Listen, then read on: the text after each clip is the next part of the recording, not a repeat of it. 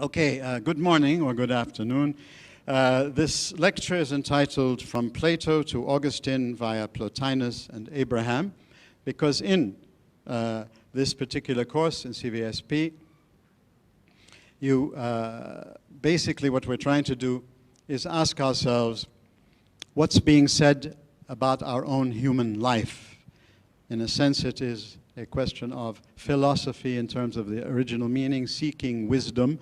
And we try to develop our own ability to be philosophers in this general human level, in that we're seeking wisdom. And what is the kind of wisdom that we look at in our program? It's basically the broadest framework. Every human asks himself, or is, whether conscious or unconscious, operates within an understanding of what's ultimate in the universe, the divine. Is there a God? Are there many gods? Are there no gods? Am I God?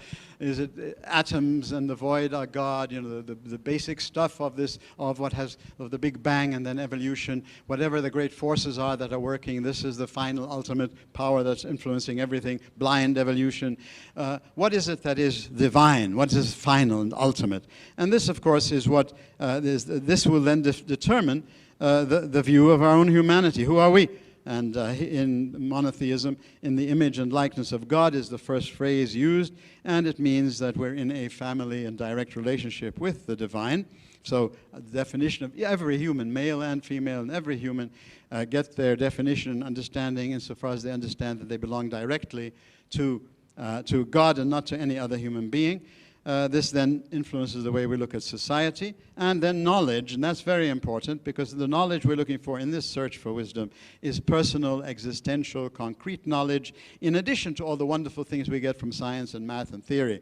And this is what's, what this particular culture is particularly important in, and what Augustine gives us. Basically, what I'd like us to see is that we're involved in this broad quest for understanding who we are, and therefore we don't have time to waste, nor are we really qualified to start to get into hermeneutics and religious studies and things we would do in specialized courses in history and in religious studies and in philosophy and in anything else. Here we're primarily concerned with the texts we read, and now here in Augustine, what's being said about our own humanity. And the basic thing here is to let each people speak for themselves. So let Augustine speak for himself by trying to understand deeply what he's saying. Basically, this is the major approach to this particular lecture and to what we've often thought is the heart of what CVSP is. Don't allow yourselves to get involved with specialized topics which we're not able to really handle, but rather try to see and let the person speak for themselves, and this is where we call what we call empathy, so that we can become critical.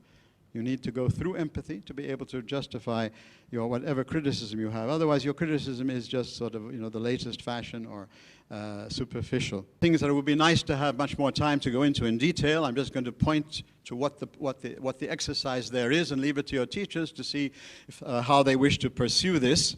But the first item I want us to be very clear on, and that's the title there. We're moving now to a man named Augustine in the Christian intellectual tradition in monotheism. But many centuries after the Greeks, coming quite soon after Plotinus, the last one you were introduced to in the first lecture. But what Plotinus was really giving us finally was a kind of a summary, a synthesis of Plato and Aristotle, and primarily Plato, and updated into his own day, which was pretty much contemporary with Augustine, but still primarily keeping alive the Greco-Roman tradition of Socrates, Plato, Aristotle. Primarily that tradition was being alive, was still held alive. By the way, we are now in the Roman Empire. This is where we are now with Augustine. The Christianization of the Roman Empire doesn't happen until well after the legalization of Christianity.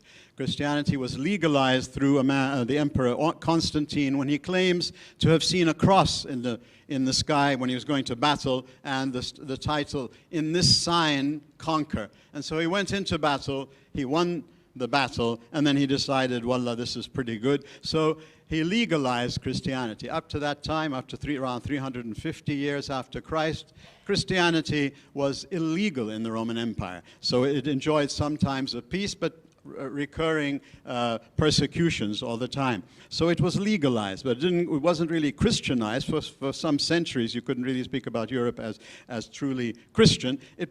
Christianity became the religion of the empire shortly after Constantine, with another emperor named Theodosius. So it became, the official religion, and so on the Hawiye you would have Christian. But to say that it really had absorbed any of the spirit of Christianity, any of the great values of Christianity, that took many centuries, and of course, becoming a political power influenced much of how Christianity developed. Augustine, the person we're really reading this particular semester, is especially important in the world of Christianity, whether it is Protestant or Catholic. And when the East and the West broke up after the first 1,000 years of the unity, basically, of East and West in Christianity, Augustine started to be associated with the West. So when the East was fighting the West, Augustine became less used in the East.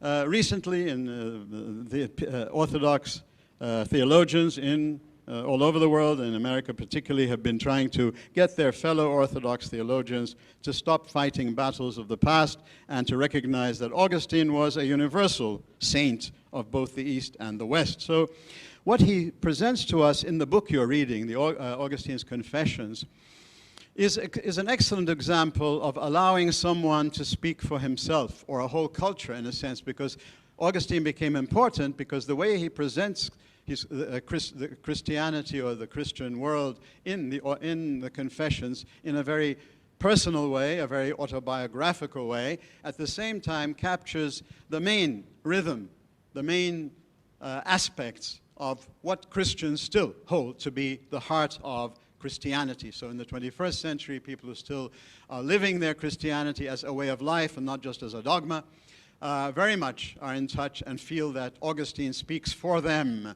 So in our attempt to understand other cultures who are alive today, other human beings who are alive today, I sort of recommend to all of you in this particular course to really listen to how Christians speak for themselves, how Muslims speak for themselves, learn from, this is the world that we're in here in the Middle East, of course, and now it's becoming part of the global world. That's really the heart of the humanities exercise of CVSP. Specialization you can do somewhere else in another department. Don't let us teachers sort of bog you down in sort of great details of hermeneutics and text study and all that sort of stuff. Let's go together, teachers and students, to the heart of the matter. What is being said about what's on that very first page, because what's on the very first page is what we always used to do in CVSP, whatever we were studying. What does this text, what do the peoples that this text represent, what are they saying finally about their worldview? That's another word that you could use, but you need to define it. A worldview. What do you understand about your human life in terms of who are you? That's B there, the human. What's your own identity? What are the basic things about you? Who are you? What about the divine and the cosmos? What about the world of nature, the universe that's around you, all right? And the divine, what are your ideas about this? Is there one God, monotheism? Are there no gods, atheism? Many gods, polytheism? There are many different, menus of looking at how peoples have understood and continue to understand about what is the divine, the ultimate aspect. If you believe that, the Big Bang is the beginning of this universe and there's nothing sort of that you can get to beyond that, well, those first elements that sparked everything off and has through evolution reached you today, they are your God. There's no such thing as atheism, meaning that there's no divine. It means you don't accept many of the different formulas about what the divine is. But no human does not believe that there's something basic, ultimate, that's really affecting practically everything. The electromagnetic forces, the whatever Hawking is looking for if you get to 204. But there's a divine aspect in any human understanding of the world. The universe, again, in polytheism, the nature were all gods and goddesses, because everything in nature was so much more powerful than an individual human. So they divinized them. They became divinized human beings, really, when you take a look at the world of polytheism. That's one way of looking at them. Strict monotheism, like Augustine, thinks the gods of polytheism were the fallen angels, the demons of the biblical world, and that they got people who had left the true God and thought they could be their own God, and since they can't be their own God, they started to get all these gods, all these powers, pretending to be the gods that they named, but actually that they were demons. But however you look upon polytheism, the point there is that there are many forces beyond my control, my power, and that's at the heart of polytheism. In monotheism, of course, this year, the divine and the cosmos, basically one God, and we'll see also there's another aspect of monotheism, and really it should be called monism rather than monotheism. When mysticism becomes the main aspect of any religion, mysticism is primarily a monism. There's no God who has created the world, a personal God whom you can interact with, who's involved with history. In monism and in mysticism, strictly speaking, there are many kinds of mysticisms. In mysticism of the East, and of China, and of Africa, and of Latin America, and many mysticisms where there's no, as such, a creator God, but rather there's the divine force in the universe that you can yourself tap into through meditation or through whatever way of life you practice, and you can get into unity with the whole. Zen, yoga are the popular ones, in the West today from these other things. But mysticism is primarily the notion that you can unite with whatever it is, the divine, and that the divine is not separate from you really, but it's a question of reuniting and rediscovering that all is one, wahdat al-wujud. So there are many ways of looking at the divine. In this particular semester, of course, the focus is going to be on monotheism, those cultures, those peoples, those texts who really believed that there was one God outside of the cosmos, outside of the universe, who had actually created the universe and was still in touch with the universe, sustaining it, interacting with it, and primarily, of course, concerned for human destiny, the human race, of what's happening to human beings, etc. This is, strictly speaking, the divine understood in monotheism. The cosmos, which was worshipped by the Greeks and the Romans as a god in itself, divine, eternal, becomes just the creation of this God. So you have a dualism in, strictly speaking, in monotheism. You have God and the creation, whereas monism, wherever there's only one reality, and depending on how you look upon it, monism. So I'm not going to go through all these words there. I'm going to just give you one example. And basically, the way you understand the divine, the way you understand what is ultimate in the universe under A is going to affect the way you understand yourself. And that's why in monotheism, the most common formula is the human being, male and female, are in the image and likeness of God. And as we read the texts themselves in Genesis, you recognize that being in the image and likeness of someone is to be in the social position of the elder son of that particular person in that culture, which means you have the same power as that, or you have authority on behalf of that. So the human being is understood to be belonging primarily and solely to God directly as the image of every human, male and female. And that's what Genesis tells us. So primarily, what does that mean? When you come to the Quran, building itself upon the monotheism that had preceded it, it focuses on the notion of Khalifatullah. Once again, that you're ruling over the earth on behalf of God. And in the likeness of God meant you do like God. In the image mean you have something similar to God. Of course, it has traditionally been understood that you have responsibility. You have freedom. You're not just a slave. You're not just a puppet in the image and likeness of God. And Khalifatullah, meaning you are meant to rule over the creation on behalf of God in the same way, in the likeness of this particular God. This, of course, then determines exactly how you understand society. All right? And so society is not just the accidental coming together of people because they need each other and because each one can do something better than the others. This is Plato's view of why people come together into society, because we all do things differently, excellently. No one can do everything. In a sense, therefore, we need each other and we need each other's specialties.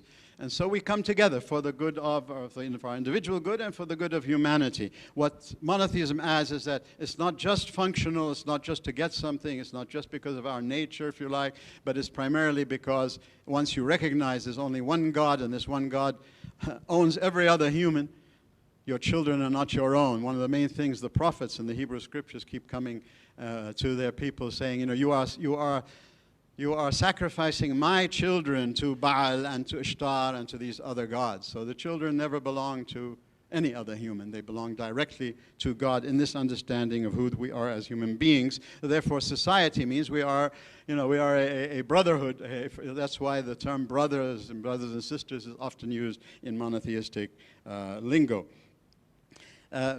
So society, and then it also affects the way other things in a worldview. You also ask, well, what's knowledge in this particular worldview? Well, knowledge, scientific knowledge, mathematical knowledge, technological knowledge is common to all societies. What now philosophically is different here is that primarily this is where these are the first examples you get, which later on people formulate into the philosophies, the existential philosophies, not just existentialism, because then they become specific schools. But saying knowledge is not just a function, it is very important to get scientific knowledge, mathematical knowledge, theoretical knowledge, speculative knowledge, abstract knowledge, extremely important. But finally, as human beings, we want human knowledge. The knowledge that is personal, the knowledge that is concrete, the knowledge that I get from my everyday life, that I grow in wisdom, the search for wisdom.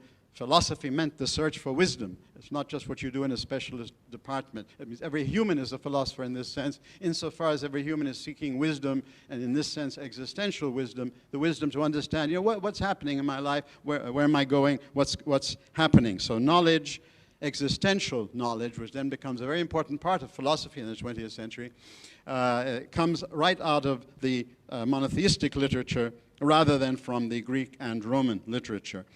Virtue and vice, okay, again, there's in common, justice, courage, wisdom, self-mastery, the great Greek virtues that were codified in a sense by Plato and Aristotle. These are shared by certainly monotheistic thinkers share much of this with them. But what they add here is that the faith. And what is faith? Faith means that you trust. We don't just operate on evidence. We don't just operate on what we know finally. Much of what we do every day is through trust. That's what faith finally is. If we don't have faith in one another, we wouldn't be able to go on in life. And that faith is built on an increasing knowledge of the other. The more we know each other, the more we trust each other.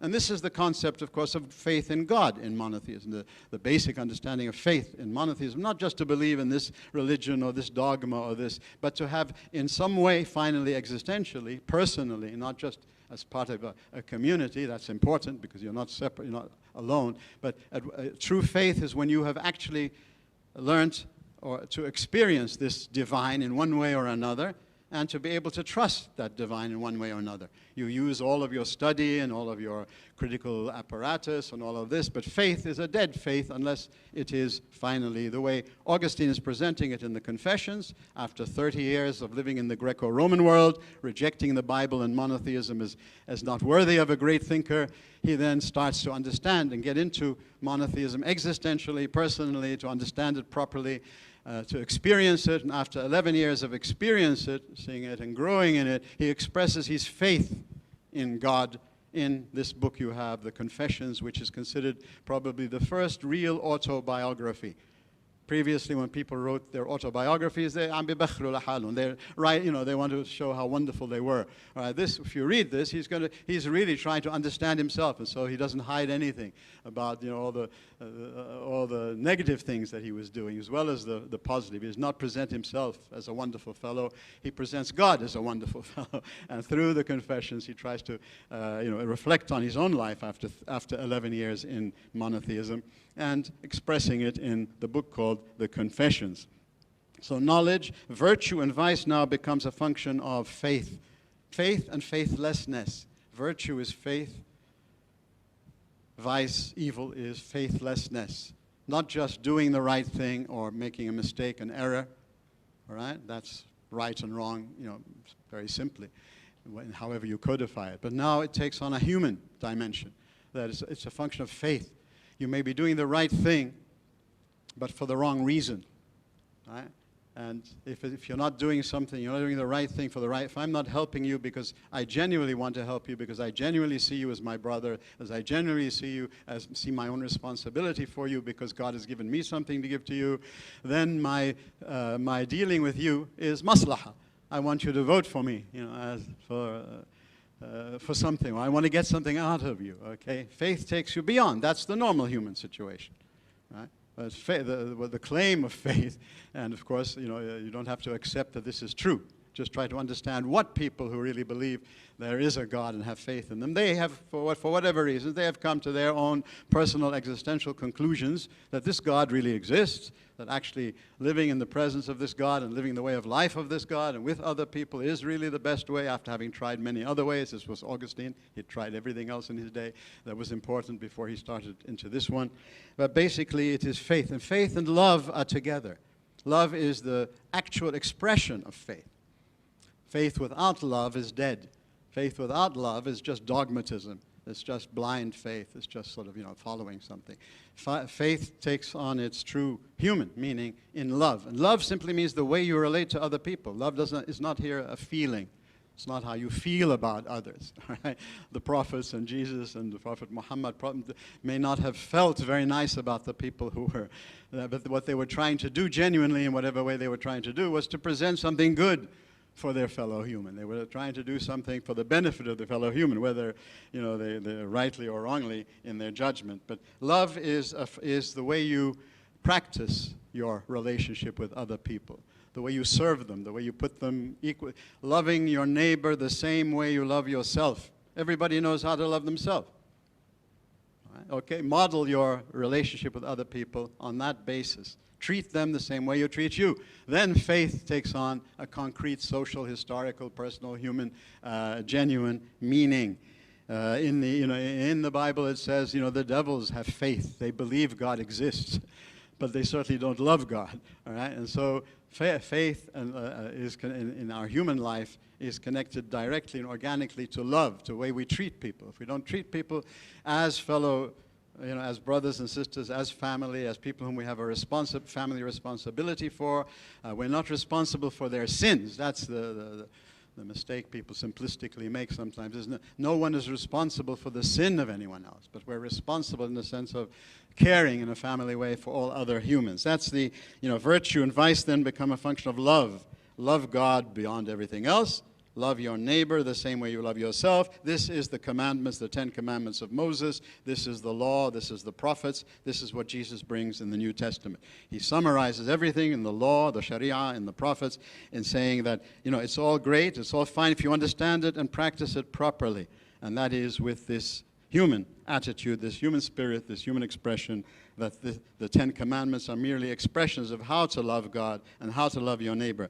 If you're stealing and killing and cheating, you're not loving your neighbor, obviously, so you shouldn't kill, you shouldn't cheat, you shouldn't steal. But the commandments basically have a positive notion. You are responsible for the life of your fellow man, not just, so don't kill is the worst thing you can do under that commandment, but don't kill is primarily interested in the life of your fellow human and how you should be trying to make that life really abundant and rich. So the commandments are not just 10 sort of statements like that. They have they're much, much richer, much, much more important. This is why Jesus, trying to wake up the Pharisees, the Pharisaic Judaic community of his day, from their legalism, from their inhuman practice of monotheism, to try to show. So he tells them the law and the prophets, yani kull al-sharia, kull al-anbiya, everything from the prophets is summarized in love God beyond everything else, and love your neighbor, meaning any human who's next to you. That's what the neighbor is primarily.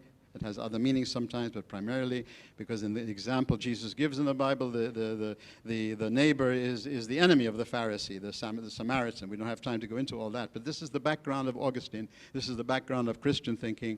These basic notions that are on this first page, this is how the Abrahamic, monotheistic, Christian world basically has these ideas about the divine, about the cosmos, about the human race, about society, about knowledge, about virtue and vice, evil and love. So that's what that first page is all about, to try to introduce you a little bit to the overall background before you, because when you're reading a particular person, you need to understand what is the worldview of that person, not just the texts themselves, reading them, within your own worldview. First of all, understand it within the worldview of the people who are producing it, and then the second step is then you evaluate it. You don't just accept it, but you can't evaluate something you haven't really tried to understand, and understand deeply the word empathy, putting yourself in the place of the other. Let them speak for themselves. Don't jump into silly, trite, cliche criticisms. Wait, you can have your own criticisms in a much deeper way after you've really made the exercise of empathy. This was how we've always understood CVSP, to be trying to develop your skill in critical evaluation, but through empathy, not just by picking up the latest criticisms that are now pretty hackneyed and centuries old of some of this material. Like, that Augustine is obsessed with sex. The man is saying that he himself had a problem with sex. And this was his problem, keeping him from going forth and coming to really know and accept the God of monotheism. This was his problem. And because it was his problem, he wanted to, he gave it importance in what he was writing. But if you read all of Augustine's works, sex is certainly not the heart of what he's talking about. He's talking about the difference between the two things he finally talks about. We understand our lives in terms of love. And love is a direction. Love is an attitude. Love is a way we handle things. And everybody has self-love. And the real challenge is how to get out of this self-love, out of the prison of self-love, into other love, God love, neighbor love. And whatever it is that is stopping you, in his case it was sex. In the case of other people, it could be wealth, power, you're afraid of what people are going to say about you. There are many things that will get in your way, if you just want to protect yourself from whatever is around you, from getting out of yourself into the world of other love. So other love is not opposite to self-love. It must be based on true self-love. It will help you to love yourself better, in fact. But this is the expression. So on that very first page then, that says, from Plato to Augustine via Plotinus and Abraham. Abraham is the Abrahamic influence that I've been talking about, the way God and man and society and knowledge and love and all. This is the Abrahamic monotheistic influence that is influencing our friend Augustine. But now to connect it more clearly to Plotinus and the Greco-Roman world, this is a simple but not simplistic. This is a simple diagram of the main items of Neoplatonism, Plotinus, who is primarily following Plato, but we find he has within it sort of things also from Aristotle. So basically this is trying to keep alive the tradition of the Greco-Roman world, not traditionalism, where he just repeats what Plato or Aristotle had said and kills the life that was in them, but rather in his own times, in his own day, he is updating it through this last great system in Europe before monotheism took over European intellectual thought as well. So what's the relationship between Plotinus and Augustine? Primarily, he spent a lot of time here. If you look at the context on that first page, Manichaeism, astrology, skepticism, he went through, these are some great influences of the day. Manichaeism was about to become Christianity. Augustine is credited with being one of the people who kept Christianity on the monotheistic path, because Manichaeism is anything but monotheism. But anyway, I don't have time to go into this with you, but they're all in his book.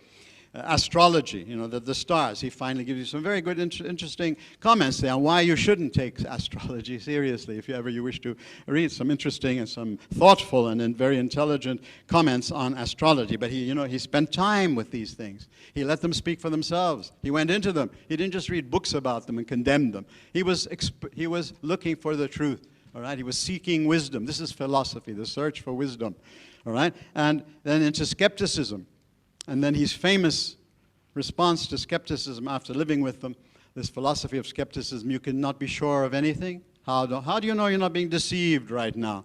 Do you think you're here? All right, he came to the famous conclusion. Even if I am deceived, I am.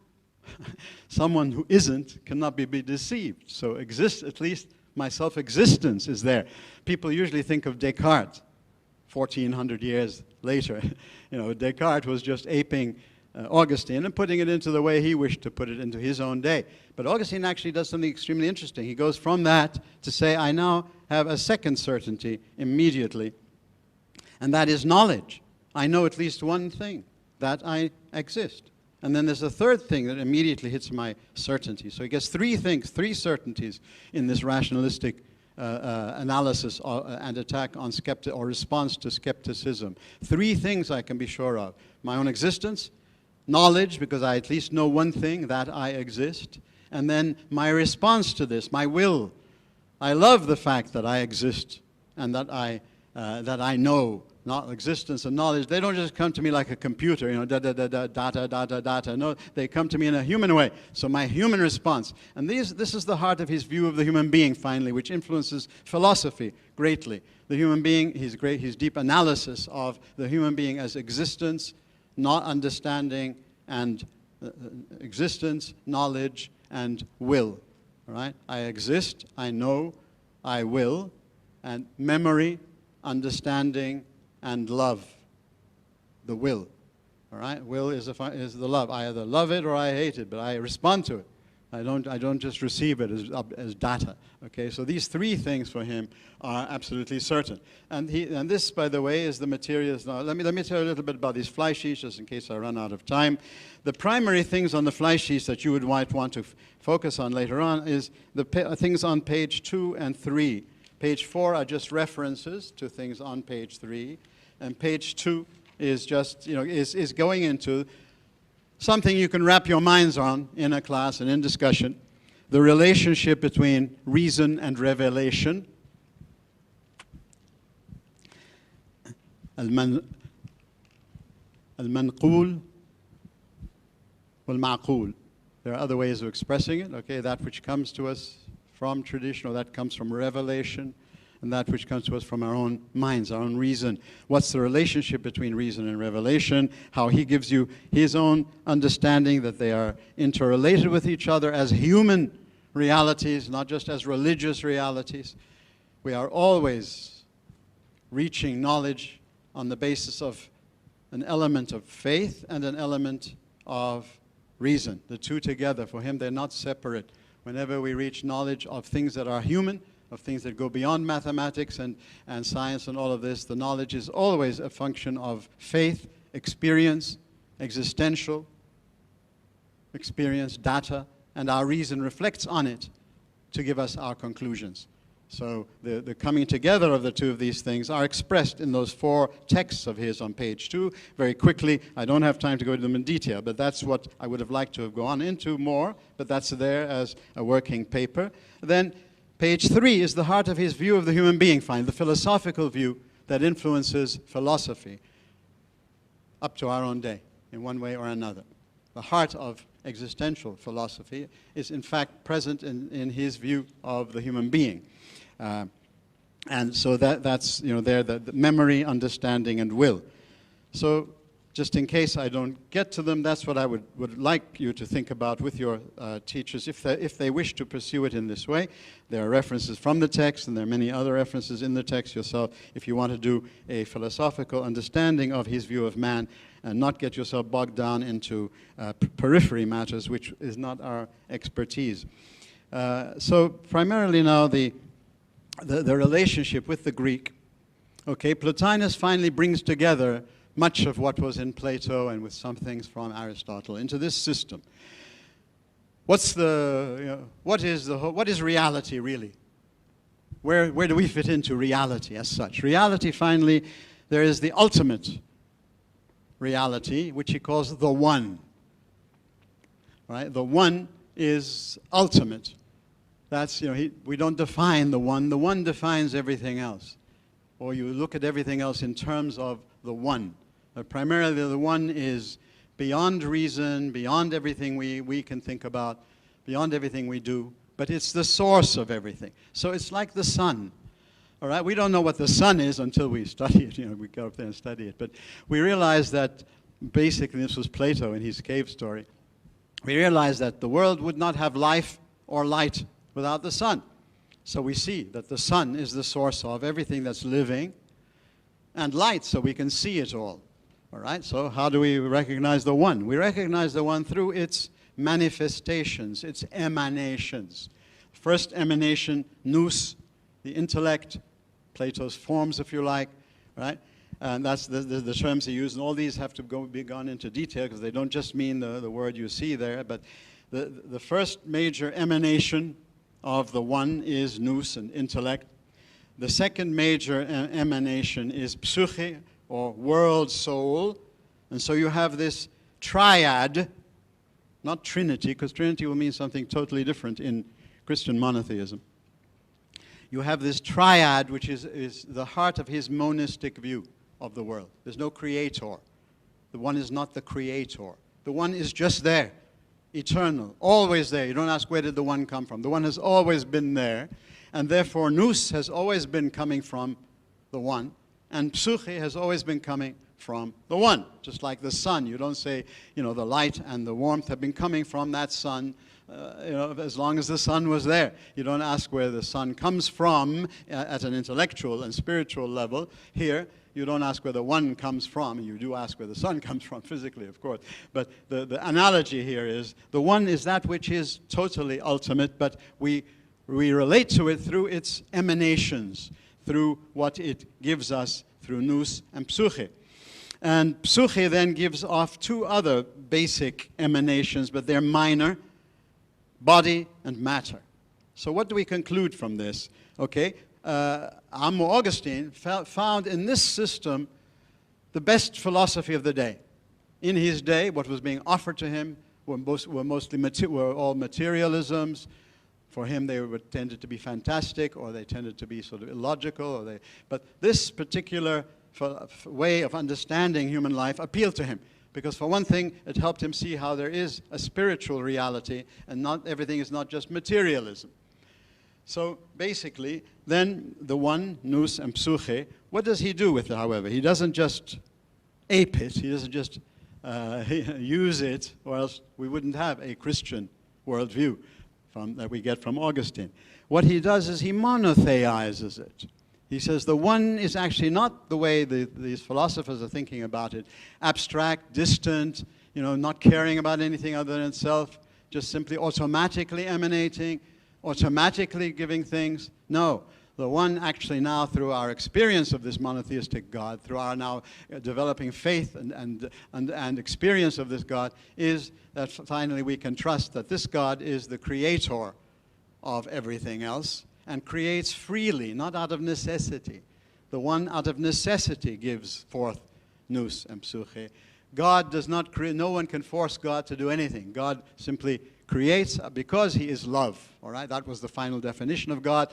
After Ar-Rahman Ar-Rahim, then comes Mahabba, all right, and as the focus, because these terms were being used all the time in monotheistic literature. But now in the New Testament, this is the background for Augustine, of course, God is defined as love. And love that gives, love that shares, love that is concerned, love that actually sacrifices, puts up with the insults of the human race.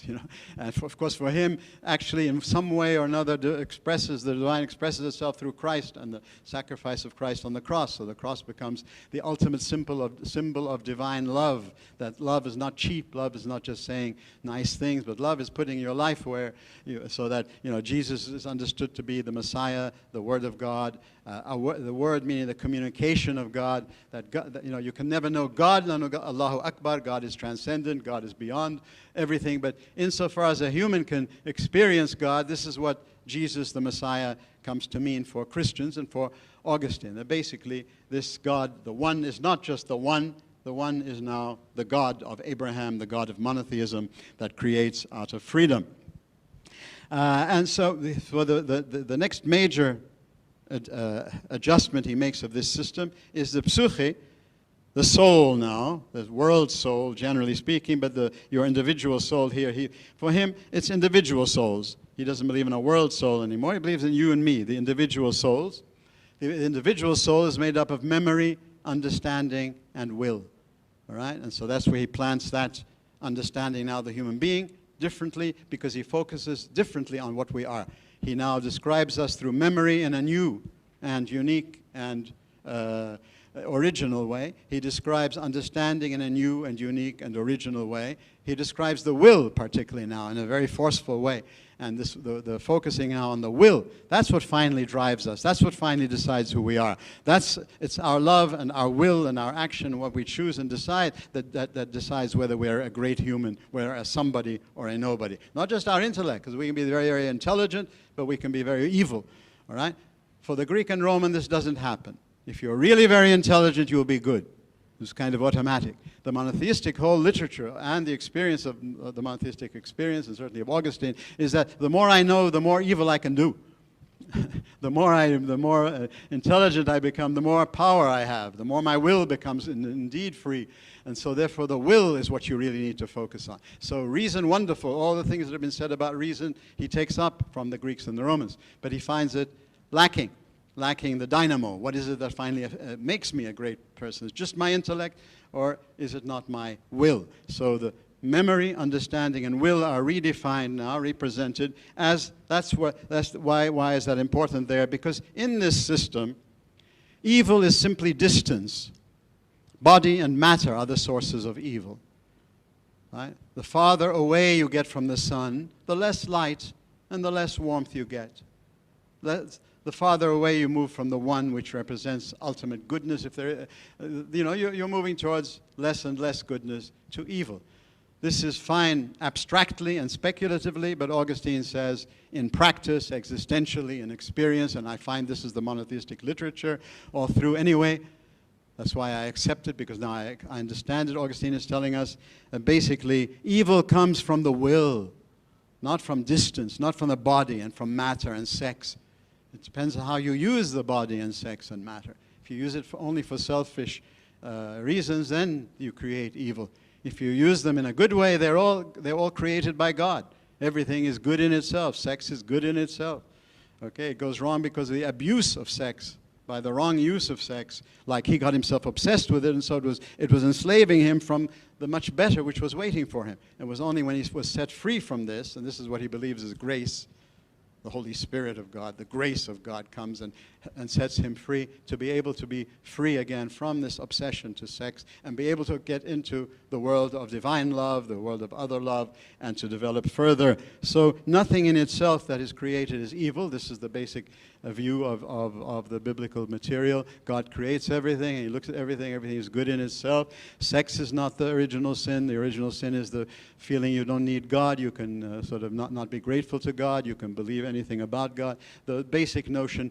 Original sin, by the way, he focuses on this, and then we get the whole notion of original sin as a dogma from him. But the understanding there is that there's something in our humanity, you and me, that's an Adam and an Eve, that we're ungrateful. We don't just simply respond to goodness. Plato has it in his own philosophical way in his cave. All right? The person in the cave doesn't respond simply to light and truth. All right? He needs a twist. He needs a Socratic shock. He needs something to happen to him. All right? In monotheism, this is the result, not just a philosophical description of in the cave, but it is a result of when the human being thinks he doesn't need God. When the human being separates himself from God and wants to be his own God, this is original sin. And that this is within every human being. So original sin is not anyone is guilty of Adam and Eve's sin, if there was such a thing as an Adam and an Eve. Adam represents Al-Insan, the man. Eve represents the woman. Okay, so it has to be understood in its deepest theological meaning, not just literally, because that's the point of this literature. It was not pretending to be biology or science or astrophysics. It was dialoguing with the basic views in Iraq and Egypt. Genesis is a 1 to 11 is straightforwardly a dialogue with what they had learnt in Iraq. Abraham comes from Iraq and the gods of Iraq, and then Egypt, the gods of Egypt. And so Genesis is supposedly the monotheistic response to what is the divine, what is the human being, where does evil come from, what is the, that's what Genesis 1 to 11. So people who waste their time on looking at it through hermeneutics and seeing where did the flood story come from, are not reading it intelligently and humanistically. It's very simple, very clear. The flood story you're being told is not what happened the way the Genesis, the way it's being depicted in the world of Gilgamesh. The flood happened because of this worldview. The God who had created humans in his image and likeness, and they decided to be ungrateful, to reject him, to insult him, to turn away from him, and so evil starts to happen when they're on their own, and evil becomes worse and worse, and so the flood comes as a purification, and then God, who is trustworthy, promises this will never happen again. Compare this with the Gilgamesh story, and you'll see the dialogue, rather than looking into silly things about the details of where did the Noah story come from. That's interesting for archaeology and for that, but it misses the whole point of this human literature that we're trying to introduce you to. So he takes Plotinus, he builds on him, he loves the Platonists, respects them, but feels that they did not have the experience of monotheism, and his experience of monotheism allows him to make use of this, but to adjust it and to monotheize him. So from Plato to Augustine via Plotinus and Abraham can be summed up in that particular notion there.